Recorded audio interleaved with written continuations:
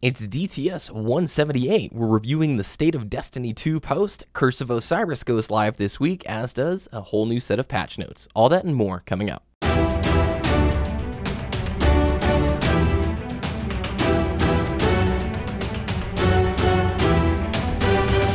You're listening to Destiny, the show.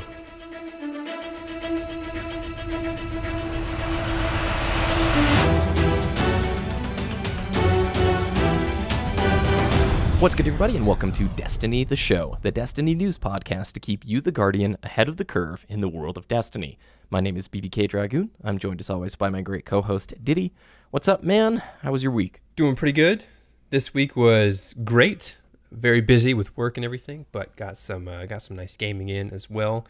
And it does not feel like December for me. It is currently 76 degrees outside, sunny, and I hate it because the bugs are still here.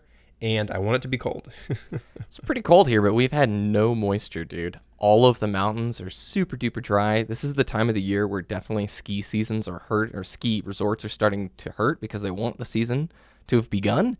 And a lot of resorts are opening with just tiny one patch of snow kind of runs. But I cannot remember in the last decade a drier start to the winter. So we'll see if we get some moisture coming our way. But I love this warm weather. I enjoy it, dude, because it gets pretty cold here pretty quick. So I'm sorry for your bugs, though.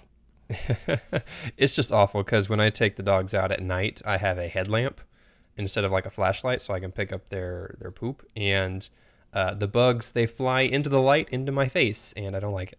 That sounds awful. Can I just remark how dumb daylight savings is? Why do we do this? It gets dark here at 5 p.m., man. Why? Yeah. Same here. Which state doesn't do it? Arizona or New Yeah, Mexico? Arizona doesn't, I think. Arizona, yeah. And they get it, right? Yeah. I don't want to be feeling like I'm going to get mugged walking 15 feet to my car when I get off of work at 5:30. It's 5:30. What is this? Are we living in Alaska? I don't think so. Anyway, rant off my chest. This is a big week. It was a big week. Let's sort of recap for people. If you didn't hear, they canceled, they being Bungie, the Curse of Osiris third reveal stream in place of a big Bungie blog post called The State of Destiny 2. This is from the bubbling up anger of the community brought to a volcanic level after the XP Bright Engram controversy, which we covered last week. And so it was this coming together of the developers to talk about what Bungie's going to do to try and really help improve the game in the near and the long-term future. We're going to go through that post, and then we're going to talk about the Bungie podcast that came out alongside of it this week at Bungie, because Curse of Osiris does release this Tuesday, as do the patch notes, which I'm bummed we didn't get the patch notes, Ditty. Did you expect us to get them beforehand? We usually get them beforehand, but this blog post might have taken the place of it, right? Yeah, we usually get a teaser and then the actual patch notes as the patch goes live, so I'm expecting to see those details Tuesday morning as they're doing maintenance. Yeah, so we'll get it very early, and we'll talk about it on next week's show. Let's dive into this.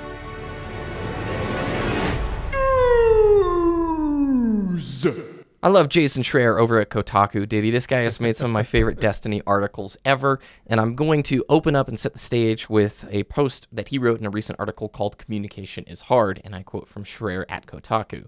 Over the past few weeks, the Destiny 2 community has been in an uproar, fuming over the game's unsatisfying endgame, the bungled XP system, and an upcoming expansion pack, Curse of Osiris, that seems light on content. It's reminiscent of the early days of vanilla Destiny, and it's all exacerbated by Bungie's poor communication, both internally and externally. For 3 years now, the rapidly expanding studio has had a tendency to be as secretive as possible, only detailing future plans in response to widespread criticism.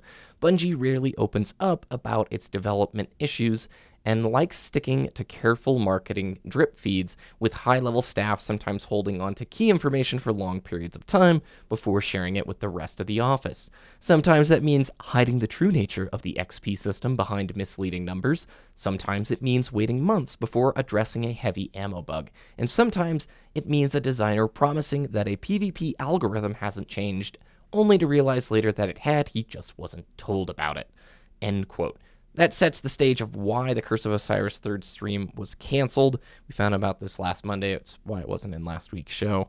Ditty, what's our take on this piece? You wanted to mention how we're not going to kind of line by line this. We're going to sort of assume people know what's up, right? Yeah, so with Well, first of all, with Curse of Osiris coming out this week, we want to really focus on looking towards that and not focusing too heavily on the State of Destiny post, because it was a rather important post by the Bungie developers, and I think it's really best, ingested by reading it for yourself. So highly recommend going to read that over there. And of course, we're just going to bullet point, hit the key details here in the show. And if you want more information, go over to that Bungie blog post for more information. What was your first impressions of it and sort of your now impressions of it? Because for me, initially I thought, cool, these are some steps in the right direction. I'm not sure why it took a volcanic eruption across the community sites to get it. This sort of feels like a monthly blog post I'd see from the guys over at Titanfall 2 or the Division guys. Like, it just seems like this is an update that we as a community should expect every single month, not taking like just the apocalypse of Destiny dissatisfaction in the community to get it. And my stance now, well, I want to hear what you think first. Well, initially, I guess I should say, working in the professional environment, I'm not one for office politics. I hate beating around the bush. Just get to the point, tell me what you're going to do, and then do it. Yeah. And this post, it's great. They are talking a lot of sense at this point. They're like, yeah, we're going to do this, we're going to do this, we're going to do this. To me, okay, prove it, do it. Yeah. So to me, it's just, I'm taking all of this with a grain of salt, because there have been countless times where a lot of This Week at Bungie posts have just left us unsatisfied because they just don't provide any detail. But this State of Destiny article, if this happened once a month, like you said, I think that would be fantastic, because then we can see where the developer conversation is going, not, hey, you guys are complaining about this, we're thinking about it, and then never talk to us again about it. It's just like, you got to put your money where your mouth is at this point, Bungie, because if changes are not made, it's just words. It doesn't matter to me. Yeah, let's hit through some of the bigger points here. One of the things I wrote down is that it's an okay start, but it honestly feels like most of the concrete additions that are coming on December 5th and 12th are all elements that existed in Destiny 1. And it begs the question, at least for me, did Destiny 2 intentionally launch without these key features from Destiny 1? Or was Destiny 2 unfinished and rushed out the door? And I think most of these improvements coming the 5th and the 12th don't really address daily player incentive problems. So what do you think about them, like, sort of praising the idea of, hey, heroic strikes are coming back, and hey, we've made really ways for you to spend those shards now on gear from vendors, and hey, we're bringing back 3 of coins, and now you can buy an exotic engram from Xur. Isn't this great? But this is like all stuff that existed, Yeah, and it goes back to the conversation we had a couple weeks ago about the fact that the communication between the different teams at Bungie just doesn't seem to be there. And all of these improvements or implementations that are coming, by the way, we should mention there's going to be an update on the 5th with Curse of Osiris, and then also the next week on the 12th with some additional features as well. Details there are in the State of Destiny 2 blog post. It's just, there's a lot of miscommunication, and all of these things that they're putting, I guess, back into the game were not there when Destiny 1 originally launched, but were added into the game after the fact.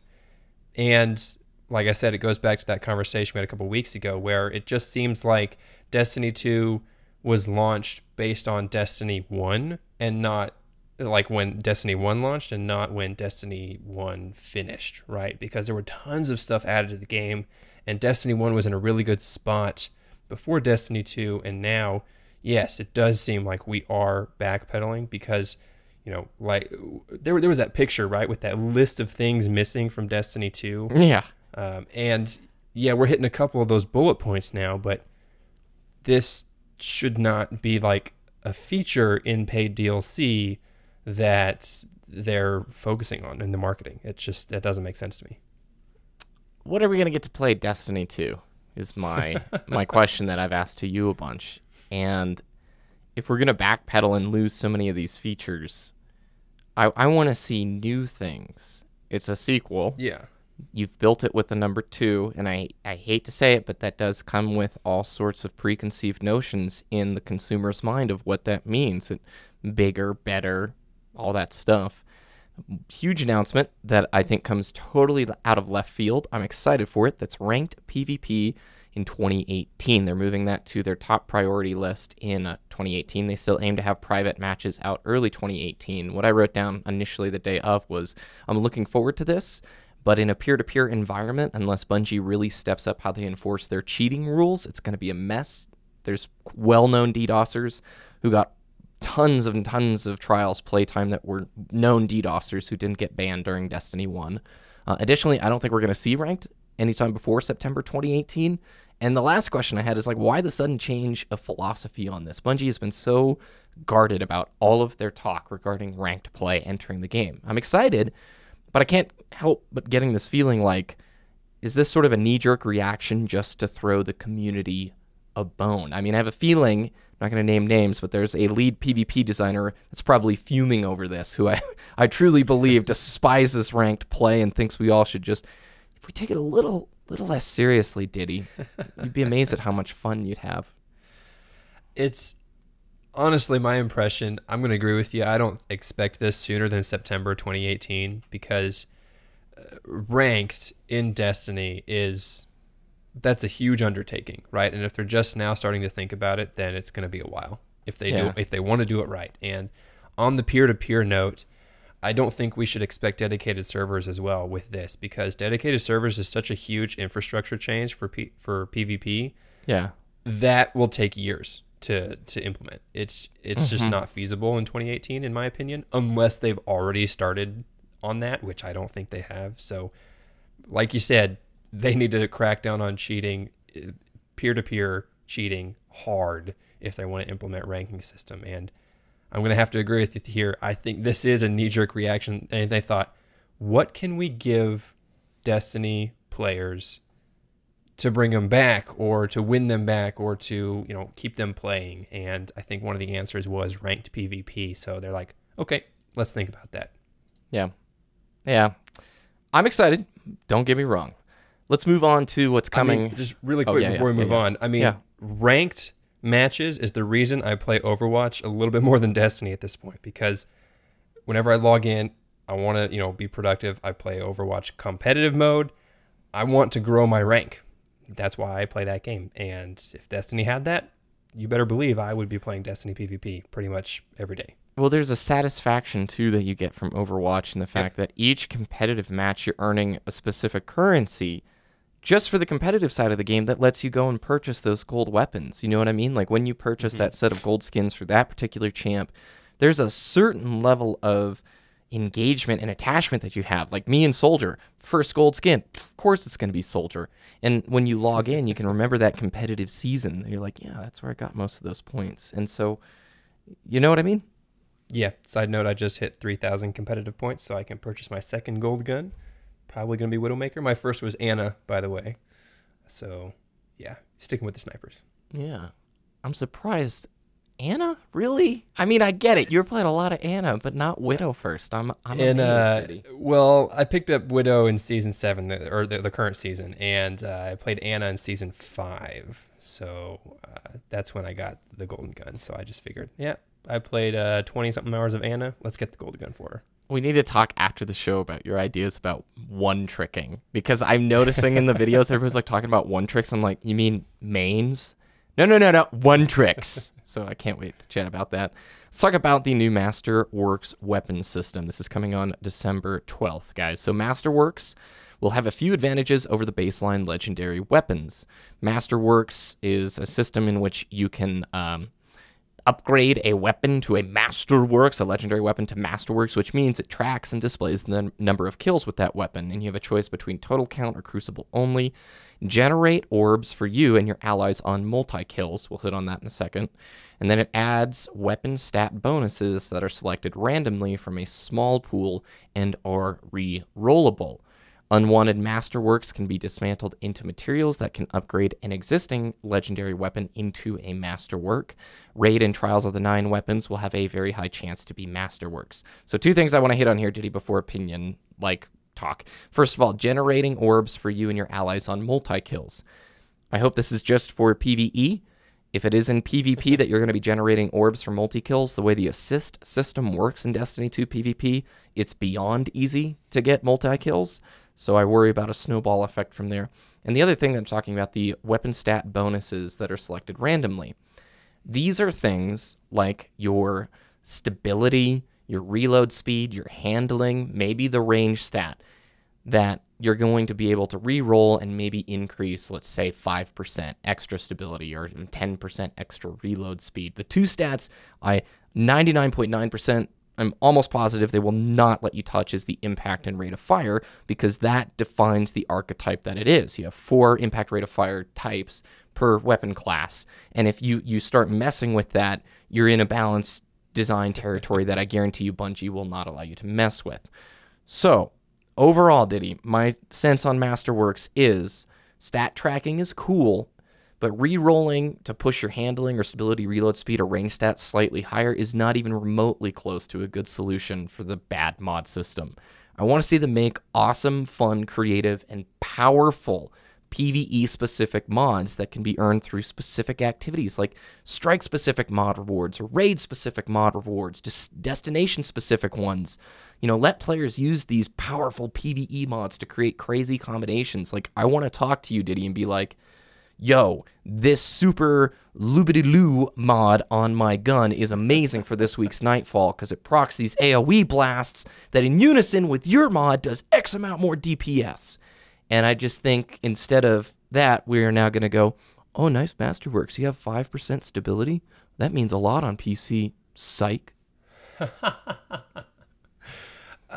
You know, Masterworks is underwhelming to me. And can I just say, I am kind of super annoyed. The screenshot that they put in the State of Destiny with the Masterwork weapon 10 reload speed, is that 10 increasing the power level by 10, or is that you get 10 extra reload speed? Which one? Do we know? I don't know, man. It looks... I mean, we'll find out on because December mods, 12th, when you right? look at mods, it looks like power, but this is like a 300 power... Yeah. Let me go... Here, keep talking. I'm going to go look up the actual reload speed bar of the Uriel's gift. All right. Yeah, exactly. And it's... My main point is, if this number is increasing my reload speed by 10, why is it still a bar? Why don't I have a number? It increases it by 10. Or I'm even looking mouse at a over base it to Uriel's. give me an actual number. It's just a graph, a bar graph that it's arbitrary to me. I don't care if it gives me 10 extra. I don't know how much that is, but anyways, that's just me being super annoyed by that. Masterworks is... I don't think it's a good implementation. I don't think it's going to be something to really help grind for. And on the Orb of Light note, I guarantee it's going to be in PvP. Yeah, too, I know. because they're not You going to know disable it. It's going to happen, and it's just good luck. We're literally going to be looking at Season 3, and they're going to be like, okay, we are removing this. No. This is the reason, though. They don't want to increase the recharge rate for supers, so they just say, oh, let's just give them a couple extra Orbs of Light in that PvP match. That's my opinion. I'm not looking forward to Masterworks. I'll use it obviously because I'm going to be playing Destiny 2, and I don't know, maybe something will wow me once I start to play it. But on paper, it's not that interesting to me. It is 10 reload speed. By the way, I looked up the base. That is so of the annoying. Uriel's. So the reload speed of a base Uriel's is a little bit lower, so this makes it faster. I mean, that's... Why is it a number then? Why is it still a graph? You want a percentage? I want the graph to go away and give me a number. Like, why is rounds per minute a number and magazine size a number, but not reload speed, handling stability, range, or impact? I think on some of the database sites you can see that. You could with Destiny 1. That's how I did a lot of the weapon reviews. But I'm agreeing with you on I'm not super hype. App instead of in the game. I know. I generally have tried to hold opinions on PvP balance until I've had like 50 to 100 matches played on it. I have just a sensitive feeling that orbs generated on multi-kills is going to create serious snowball effect. And you know what? If you're a good team, you're doing well, you're vibing, you're getting your multi-kills, you're getting your supers faster, you're generating more orbs, you're going to obviously be performing well. So I'm going to hold off until, until I get the chance to play it, but I'm pretty sure it'll be there in PvP. So, and this is one of the things I'm going to quote here too: better incentives for players who complete challenging prestige activities, end quote. Okay, that's one of the things that they're focused on working on in the new year. And what does that mean? Where are the specifics? Because that's the actual, that's what this whole post should have been about, is better incentives for players who complete challenging and prestige activities. I want to say, guys, as we're ripping into this is tough love. There are some great quality of life changes coming with this update. The fact that you're going to now be able to buy gear from vendors, thank goodness. The fact that ornaments are coming back for specific accomplishment-based things, right? If you want to get the Iron Pledge ornament, that means 25 winning games of Iron Banner. That is super cool. Those are great things. I feel like we should expect them naturally, not after these big blow-up type deals. So it's not all bad. It's definitely a step in the right direction, but then we get to the Xur stuff, Ditty, and it has me completely scratching my head.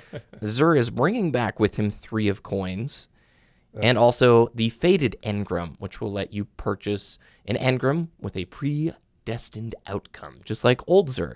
So there's no stacking mechanics with 3 of coins this time. They last 4 hours. But here's my conflicting thing. In the podcast that Bungie did alongside of this, it had, Urk, Luke Smith, and Noseworthy, I think.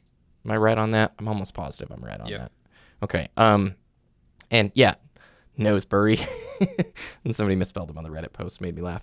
They talked about how there's 3 audiences that they developed the game for: the tourist, the collector, and the hobbyist. And the hobbyist is like the hardcore. And they acknowledged in the podcast that they lean far more on the tourist side, and they can understand why the hobbyists, the hardcore players, are out of things to do.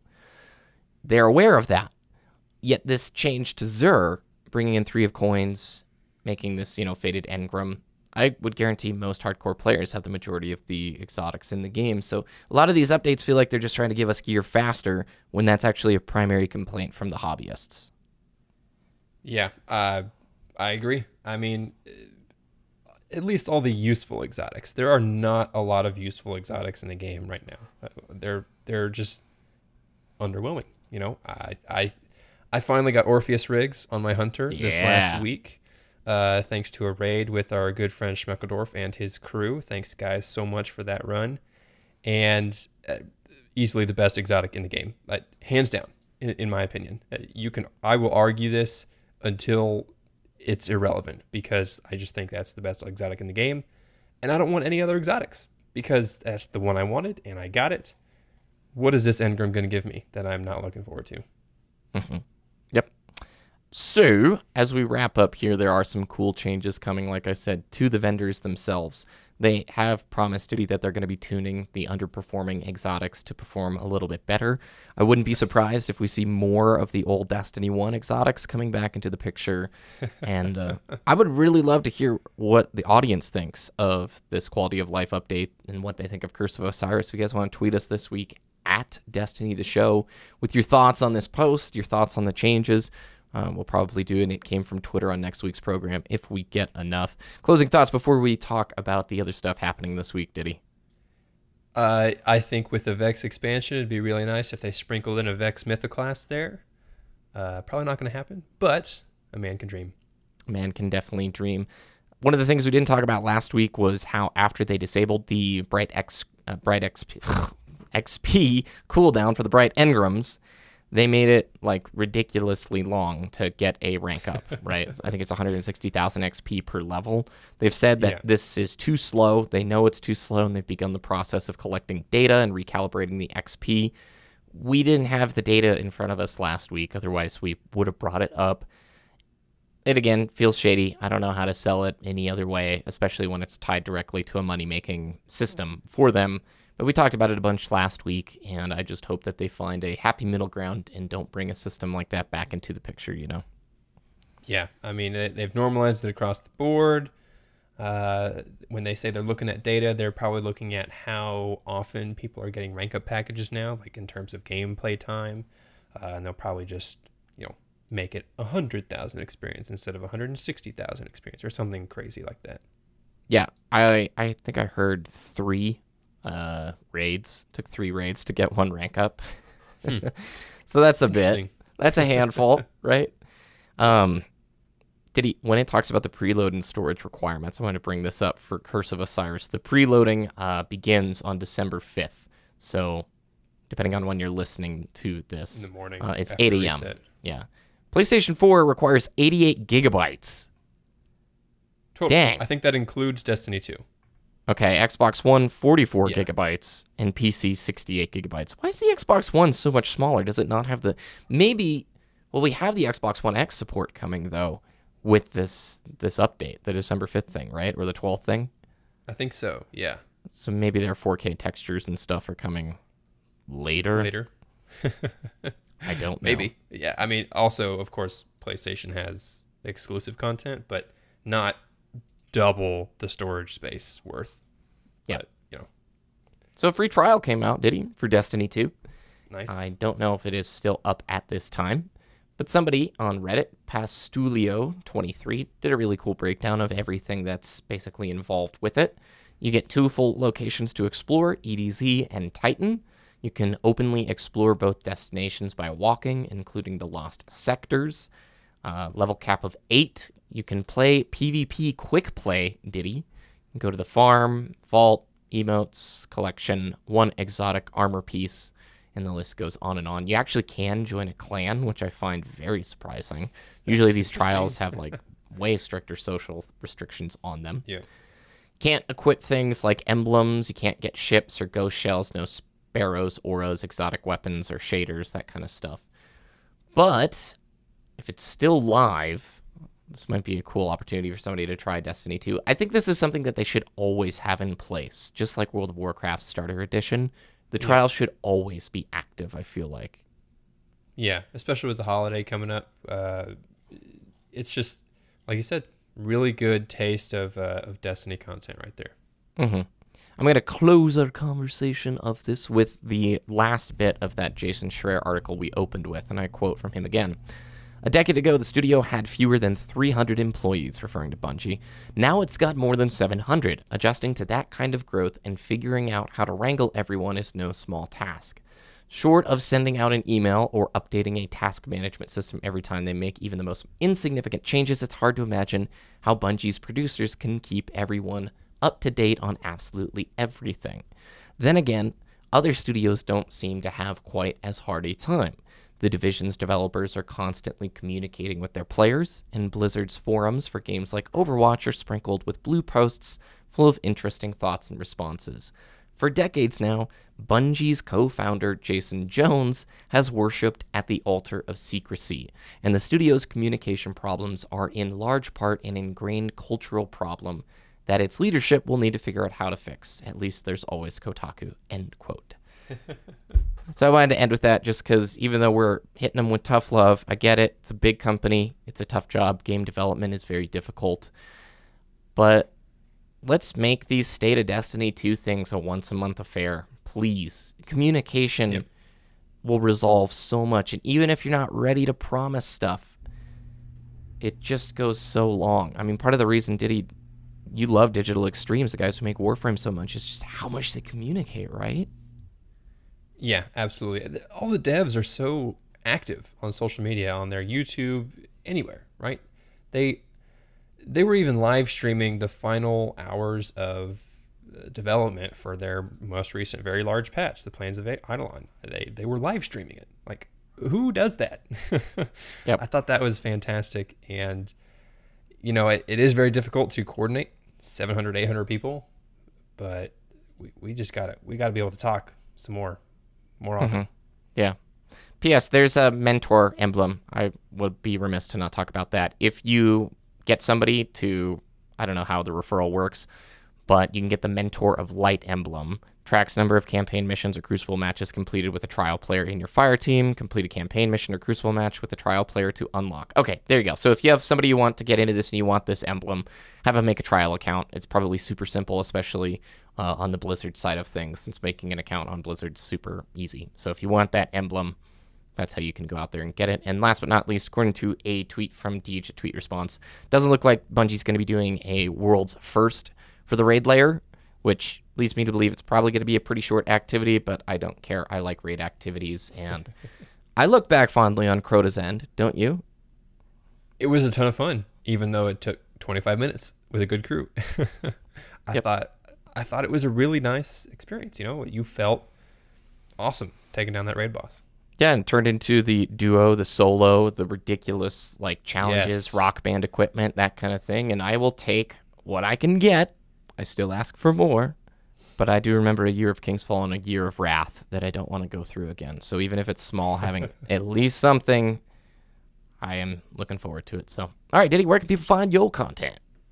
Twitter.com/Ditty, DTS, DITTY, DTS, and YouTube.com/Wooshness, WOOOSHNESS. And by the way, we didn't announce it, but if you're on our Discord, we have 3 new DTS clans, one for each console. So a PlayStation 2, Xbox 2, and a PC 2 DTS clan. You can find that over at discord.me/Destiny the Show or on our website, destinytheshow.com/clan. So if you want to be part of the DTS community and family and represent that in Destiny 2, go ahead and join up. So the third set of clans, Ditty, will be PlayStation as well, Xbox as well, is what you're saying.